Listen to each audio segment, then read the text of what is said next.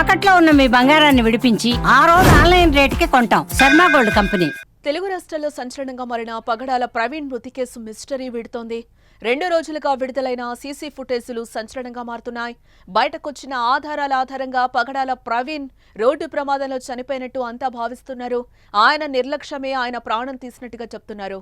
ఎందుకంటే ఆయన ఎన్టీఆర్ జిల్లాలోకి ఎంటర్ అయ్యాక 2 సార్లు ప్రమాదానికి గురయ్యారు. కీసర టోల్గేట్ ముందే ప్రవీణ్ బైక్ ప్రమాదానికి గురైనట్లుగా తెలుస్తోంది. అదుపు తప్పి కింద పడిపోయారు. అప్పుడే ఆయన బండి హెడ్ లైట్ కూడా పగిలిపోయింది. తర్వాత విజయవాడ చేరుకున్నారు.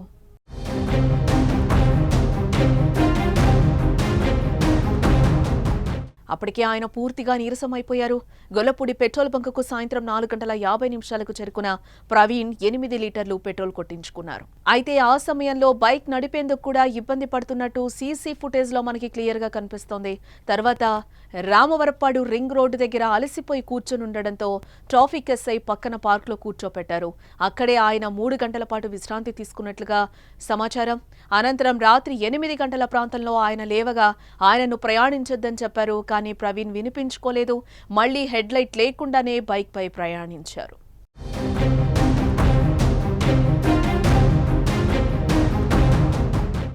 వీటితో పాటు ఆయన హైదరాబాద్ రాజమండ్రికి వెళ్లే మార్గంలో పలుమార్లు మద్యం కొనుగోలు చేసినట్టుగా ఆధారాలైతే లభించాయి.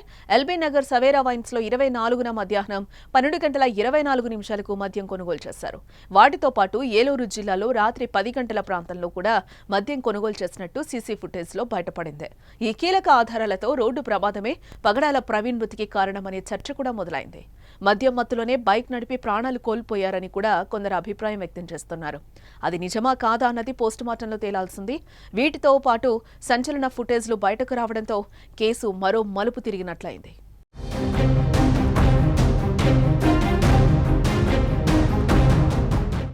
రాజమండ్రి సమీపంలోని కొంతమూరు వద్ద మార్చి 25 తెల్లవారుజామున ఆయన రోడ్డు పక్కన విగత జీవిగా పడి కనిపించిన క్షణం నుంచి అతని సన్నిహితులు, కుటుంబ సభ్యులు, క్రైస్తవ సంఘాలు హత్య అని అనుమానిస్తున్నాయి. పోలీసులు ప్రాథమికంగా రోడ్డు ప్రమాదమని చెప్పినా కాదు, హత్యే అని వాదించారు. అందుకు రకరకాల వాదనలు తెరపైకి తెచ్చారు. రాజమండ్రి ప్రభుత్వ ఆసుపత్రి వద్ద పెద్ద ఎత్తున నిరసనలు జరిగాయి.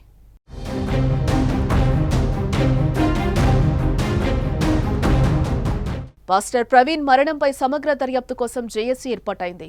కొందరు రాజకీయ నాయకులు, మతపరమైన సంస్థలు రంగంలోకి దిగి పరిస్థితి ఉద్రిక్తంగా మార్చాయి. హైదరాబాద్లో ఆయన అంత్యక్రియలు సందర్భంగా కూడా పలువురు పాస్టర్లు సంచలన ఆరోపణలే చేశారు.